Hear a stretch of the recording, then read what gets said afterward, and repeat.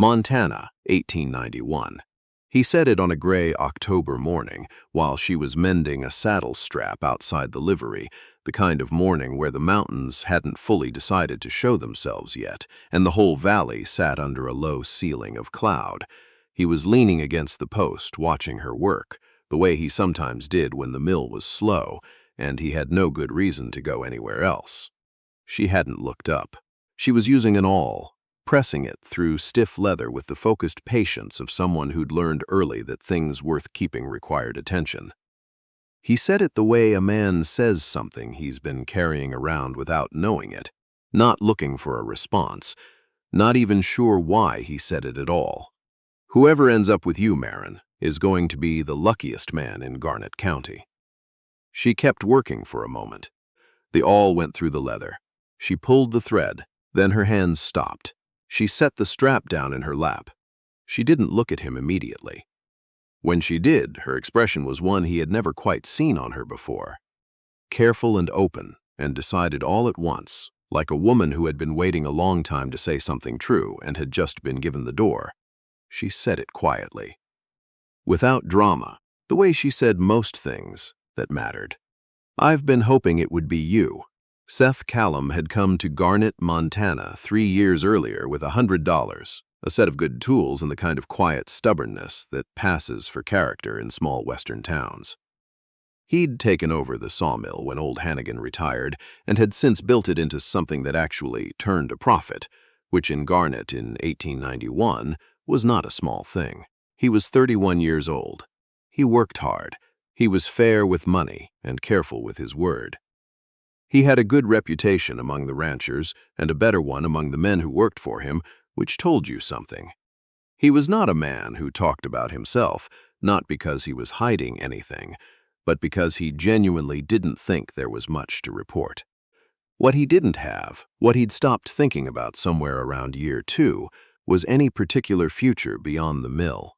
Marin Forsythe had been in Garnet her whole life. Her father, Owen Forsythe, had run the livery stable on the east end of Copper Street for 30 years, and Marin had grown up in it, learning to read hooves before she could read books, learning to judge a horse's temperament the way other girls learned to judge fabric. She was 27, which in Garnet meant she'd already fielded a number of opinions about her unmarried state from women who meant well and couldn't help themselves. She was not indifferent to those opinions. She just didn't let them move her. She had her father's steadiness and her mother's precision. Her mother had died of fever when Marin was 12, and Marin had stepped into the gap the way a stone steps into water, completely and without complaint. She had been keeping the books for the livery since she was 16. She was better with accounts than Owen, and they both knew it. She had opinions about things: land, cattle, weather, the reliability of men who said one thing in public and another in private, and she offered them directly when asked and kept them to herself when not. Seth had done business with Owen Forsythe almost immediately after arriving in Garnet. Lumber for stalls, repairs to the stable roof, a load of good pine for a tack room Owen had been meaning to build for years. He'd met Marin in passing. A nod, a few words, her handing him a receipt with a number he didn't have to question because it was always exactly right. He'd thought, Owen Forsythe has a capable daughter. That was the full extent of it. He'd had things to build. The moment he started actually seeing her, he couldn't have said precisely when it happened. Only that it did, the way the light changes without you watching it change, and then suddenly it's different. And you can't remember when the shift occurred. It was probably the afternoon in August when the Decker horse came in badly lamed, and Marin spent 4 hours in the heat, working on the animal's leg with a focus so complete that she forgot entirely that Seth was standing at the stable door waiting to ask her father something. He'd stood there for 10 minutes without saying a word, watching her work. She talked to the horse the whole time, low, even, matter of fact, not babying it, just keeping it informed. The horse settled. She kept working. Seth eventually left without asking his question and went back to the mill and thought about it for the rest of the afternoon without understanding why. After that, he found himself noticing things. The way she marked the ledger with total confidence, never erasing. The way she handled difficult customers, not with sweetness, but with a kind of even authority that left them agreeing to things without quite knowing how it happened. The way she looked at the mountains on clear mornings with an expression that was private and entirely her own. He started finding reasons to stop at the livery. He told himself they were business reasons. He was a practical man. This required very little self-examination to maintain. In September, Owen Forsyth's knee gave out. He'd been managing it badly for 2 years, and it finally decided to be done with being managed. Marin ran the livery alone for 3 weeks while Owen sat on the porch with his leg up and a deep resentment of being still. Seth started stopping by every few days, ostensibly to check on Owen. Owen, who was sharp as a fence nail and had been watching Seth Callum for the better part of a year, accepted these visits with a perfectly straight face and sent Seth out to the stable to help Marin with whatever needed doing. They worked well together. That was the first thing Seth noticed. Not a small thing, in his experience. Most people required negotiation, needed to talk through a task before committing to it. Marin just started doing the next right thing and expected that you were capable of doing the same. He found this extraordinarily comfortable. They talked, while they worked, quietly. About the horses, about the winter coming, about whether the Henderson Road would flood again in spring. She had a dry way of framing things that took him a few beats to catch sometimes, and when he did catch it, he laughed unexpectedly, which seemed to please her in the way she didn't let show completely, but which showed anyway. One evening she said, out of nowhere, while she was closing the stable for the night, "You don't talk much about where you came from." "No," he said. "Is that on purpose?" He thought about it honestly. "Partly. The rest is just, I'm not sure how much of it matters anymore." She considered this. "I think it matters some," she said. "Not everything, but some." He looked at her. "You're probably right." She latched the stable door. "Most people don't actually want to know," she said. "They just want to have asked." "You're not most people," he said. She glanced at him just briefly. "No," she said. "I'm not." And she walked back toward the house, without making anything of it, and he stood in the dark stable yard and felt something settle in him that he didn't have a word for yet. The October morning came on a Tuesday. He'd delivered a load of timber to the Caldwell Ranch the day before and was passing through town on his way back to the mill when he saw her out front of the livery working on the saddle strap in the gray morning light. He stopped. He leaned against the post. He watched her work the awl through the leather with complete concentration. He didn't plan the words. They came out the way honest things sometimes do, before the sensible part of his brain could weigh them. "Whoever ends up with you, Marin, is going to be the luckiest man in Garnet County." He meant it as a plain observation, the kind of thing you'd say about a horse that handled well, or a piece of land that never flooded. A true statement offered without calculation. She went still. He saw it, the stillness, the color that came into her face, not dramatic, just a deepening. Her hands on the leather didn't move. Then she set the strap down and looked at him with that expression, open, decided, careful, and said what she said. "I've been hoping it would be you." The clouds over the mountains didn't move. The street was quiet. A wagon passed at the far end of Copper Street and went somewhere else. Seth Callum stood against the fence post and understood that something had just shifted between them that could not be shifted back. He found that he did not want it shifted back. "Marin," he said. She waited. "I meant what I said." "I know you did," she said. "That's why I said what I said." She looked at the saddle strap in her lap, then set it carefully in the toolbox beside her. "I've been thinking about you since August, since the Decker horse." He was quiet for a moment. "The Decker horse," he said. "You stood there for 10 minutes without interrupting," she said. "Do you know how rare that is?" He almost smiled. "I've been thinking about you since August, too," he said. "I just needed longer to admit what I was thinking." "You're a slow reader," she said, but there was no edge in it. Just that dry tone of hers, the humor that showed up sideways when she wasn't performing it for anyone. I'm thorough, he said. She looked at him. Is that the same thing? Sometimes. They stood there in the gray morning with the mountains behind the clouds and the livery behind her, and 3 years of proximity that had quietly become something neither of them had named until now. I'd like to come calling on you properly, he said. If Owen would permit it, I'd like to speak with him. She picked up the saddle strap again. He likes you, she said simply. He's been wondering when you'd get around to it since July. Seth looked at her. July, he told me so himself. She threaded the needle without looking up. I did not volunteer any response to that observation. Naturally, Seth said. She glanced up. Go talk to him. He's on the porch. His knee is better today, so his temper's worse. You might bring coffee. He went. Owen Forsyth was indeed on the porch, his bad knee extended, a cup already in his hand.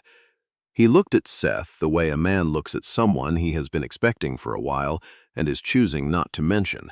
Seth sat in the second chair without being invited, which Owen took as a sign of seriousness. I'd like to come calling on Marin, Seth said. With your permission. Owen drank his coffee, said nothing for long enough that it would have made a nervous man uncomfortable. Seth was not at the moment a nervous man. He was very clear. She's the best person I know, Owen said finally, not looking at him. Not the most agreeable. Best, I know, Seth said. She'll tell you when you're wrong. Good. She's not going to change the way she runs things to make it easier for you. I don't want her to. Owen looked at him then directly the way he looked at a horse he was deciding about. Whatever he was looking for, he apparently found it. Supper's at 6, he said. She makes better biscuits than she lets on. Seth had supper at the Forsyth table 4 times that week. What he discovered over those evenings was something he suspected but hadn't fully understood. Marin Forsyth was one of the most interesting people he had ever sat across a table from. Not in a performing way. In the way of someone who had been paying close attention to the world for 27 years and had formed considered views on almost everything and kept them organized and accessible. She thought the county was mismanaging its road contracts. She thought the Henderson family had overextended on cattle and would feel it by spring. She thought most people were better than they acted in public and worse than they acted in private, and that both of those things were understandable even if only one of them was forgivable. She asked him real questions. Not polite questions, real ones. About the mill, about what he wanted to build, about whether he'd ever gone back to wherever he'd come from. He told her things he didn't usually tell people, not because he was trying to, but because she asked as though she actually wanted to know, and that turned out to be a door he hadn't known was locked. One evening she said, "What are you afraid of?" He looked up from his plate. Owen had gone to bed early. It was just the two of them at the kitchen table, the lamp low, the wind picking up outside. "Losing ground I've built," he said. Starting over, she considered this. "That's a practical fear. What about you?" She was quiet for a moment, waiting so long for the right thing that I stopped being able to recognize it. He looked at her. She was looking at the lamp. "I don't think you have that problem," he said. "No," she said. "Apparently not." And she looked at him, and the lamp between them held still, and the wind went around the house instead of through it. There was something he never told her about from that November. He had been walking back from the Forsyth place on a Tuesday night in the second week of November, cutting across the field behind the mill the way he usually did when he stopped.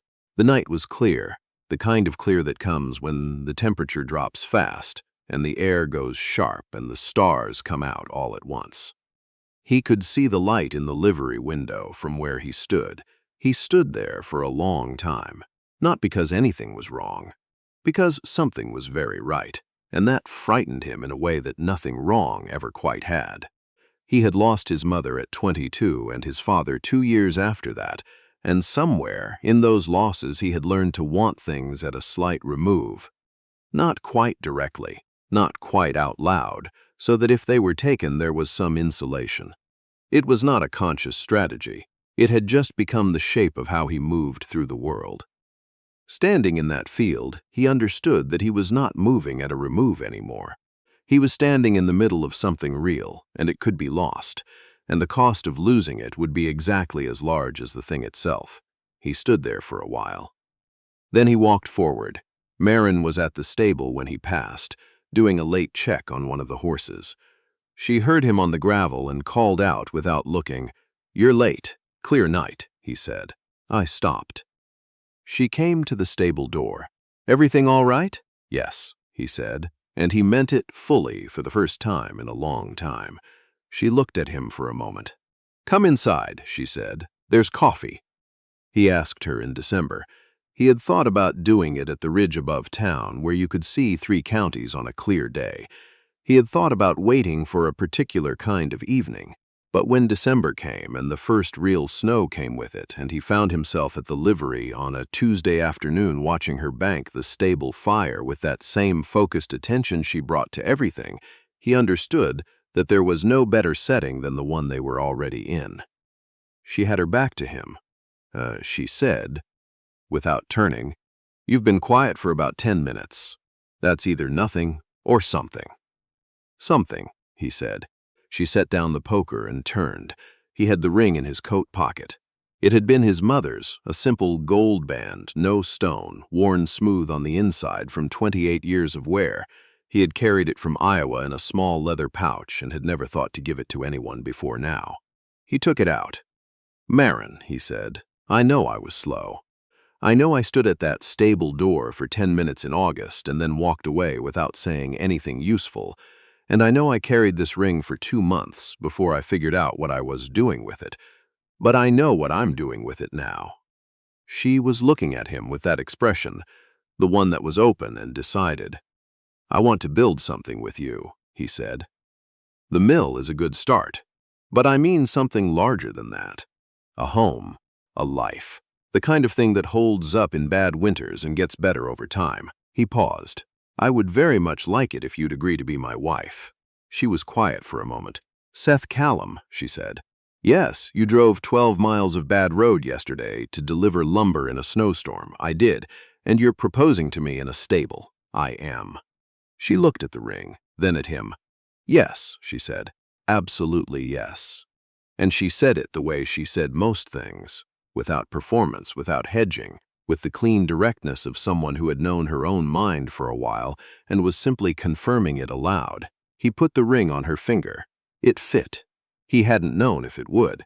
She looked at it for a moment with an expression he couldn't entirely read, and then she looked up at him, and he understood that the expression wasn't about the ring at all. It was about what the ring stood for, that he had carried something of his mother's across 1,000 miles and across 3 years of slow discovery, and had arrived, finally, here. He kissed her there in the stable with the fire banked behind them and the snow coming down outside.